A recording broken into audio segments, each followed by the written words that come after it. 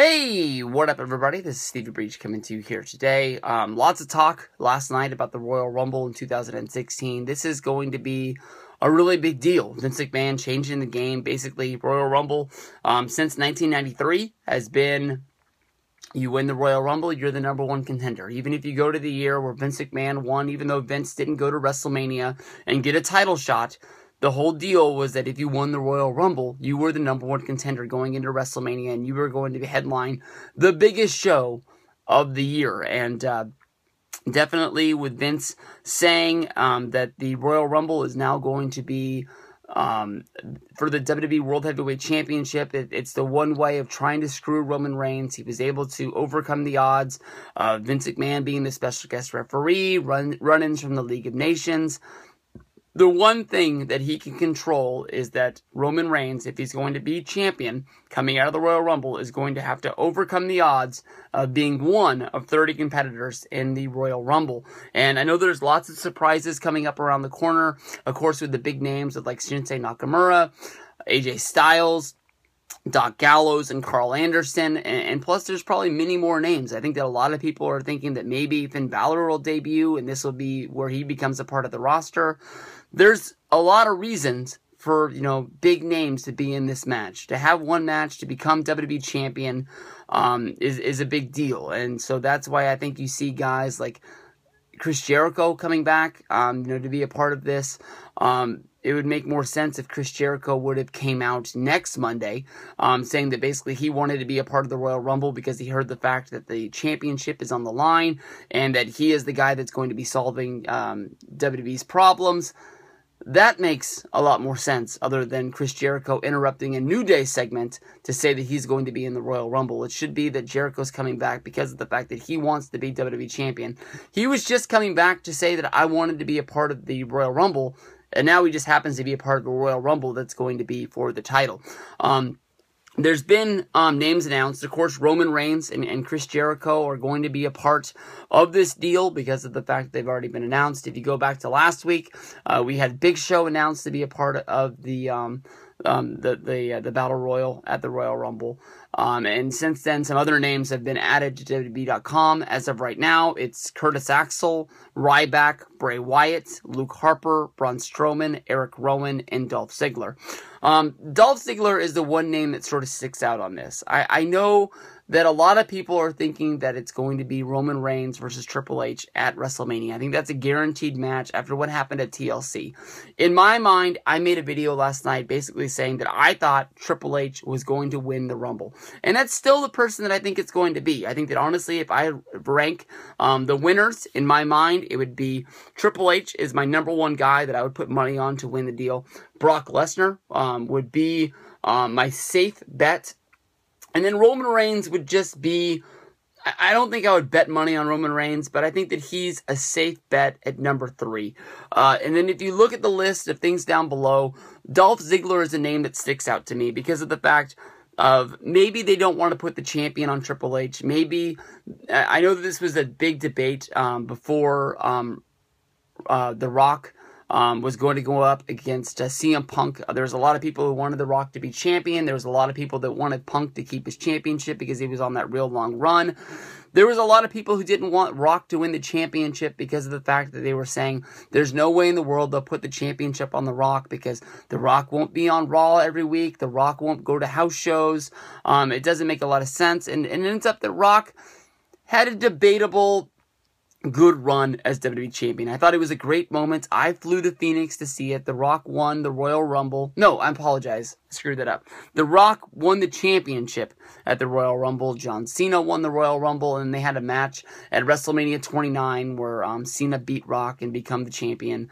And to me, that's where Rock wrestled his last match, and he had that great moment leaving. And even though Cena won the championship, that moment was 100% all about The Rock saying goodbye to the fans and walking out. And I know that people would love to see The Rock wrestle. I'm one of those people, but as far as I'm concerned, they built that moment around saying goodbye to The Rock as a competitor. If he comes back, he comes back. But I think that they all knew that he was done at that point.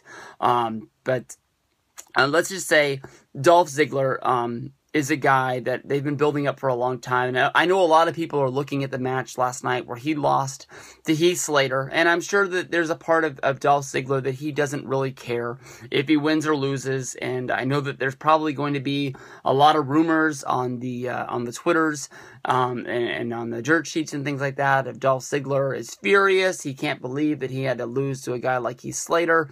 I'm sure that Dolph Ziggler is glad that Heath Slater was on Raw. I think he's glad that a guy like Heath Slater was able to get a win on Raw, and that's probably a moment that Heath Slater fans, because I mean, you could tell that they were sort of building this guy up. They had Heath Slater on the interview with Michael Cole, talking about his whole deal. He had the videos where he wanted to challenge Slater. No, I apologize.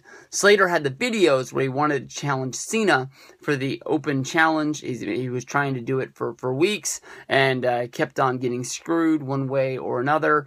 And he was never able to get his match against Cena on Raw. I think that there's a lot of people backstage at WWE that are glad that Heath Slater got his moment. But Dolph Ziggler is a guy that, I mean, a lot of people do those Royal Rumble pools, where they all pick numbers and they bet money and things like that. I'm cheap. I don't want to do them. But basically, if you pull a number and it ends up being Dolph Ziggler, you have a wild card chance of him being able to win this deal. WWE has done championship reigns before, where basically, even though they're going into WrestleMania, the focus is not on the champion. You look at WrestleMania 28, it was not built up against Chris Jericho, against CM Punk, and then they've had just normal reigns throughout other times where just the champion was on a guy that was sort of looked at as a mid-card guy, even though they were the champion, because they had so much other talent stacked up around them at the time. Dolph Ziggler could become the champion, and they could go on a run with this guy. If Cesaro is able to return in time, Cesaro is another guy that could be in that sort of deal. Anyone could win this match. Anyone could become the champion. I know that for the past few years, you've basically been able to sort of point and pick the winner. I think I've picked the Royal Rumble winner every year since Del Rio, which would be 2011, I believe. I remember that the next year everyone thought that it was going to be Chris Jericho, but I think I was able to notice that Sheamus hadn't lost a match in like forever. I think that Cena was really obvious in 2013, and Batista and Roman Reigns definitely were in lines to get their pushes. Batista didn't come back for nothing. But this is going to be a good Rumble. This is going to be a big Rumble. Very good time to be a wrestling fan right now. If you're not interested in these guys coming over from New Japan, I don't know what you're going to be interested in, because this is as close to like the Monday Night Wars sort of deal with guys, jumping ship, WCW to WWE, WWE to WCW. This is about as big as it can get. I mean, I think that if you're looking for anybody to jump from TNA, basically the only name that you got circled is Kurt Angle. Might be possibly the only person that you really want.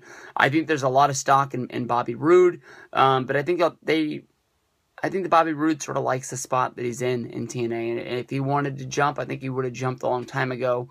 Other than that, I don't think there's any talent that I would really want coming from TNA that's going to make a big splash. So these four names are possibly the biggest four names that are able to make a jump in professional wrestling. AJ Styles is the guy that a lot of fans have been looking forward to coming to WWE for 2 years since his TNA deal expired. He could have, if they wanted to sign him and debut him right away, he could have been wrestling as the TNA champion on Impact and wrestling on WWE at the same time. That was one of the reasons I would have signed him, even though how good of a wrestler he is, I would have brought him in just for that one fact. Sort of like when they were going to announce that Mick Foley was the Raw GM, and it would have been that basically Mick Foley for a year would have been watching Monday Night Raw as an Impact wrestler and commissioning over the whole deal, and it would have been basically a big joke on TNA at the end of that angle. So we'll see what goes down. Those are the names that are announced. Those are the people that I think are going to be pulling it out. Put your money on Triple H. Put your money on Brock Lesnar. Maybe put some money on Roman Reigns. But don't forget about guys like Cesaro or Dolph Ziggler. Anybody could win this one.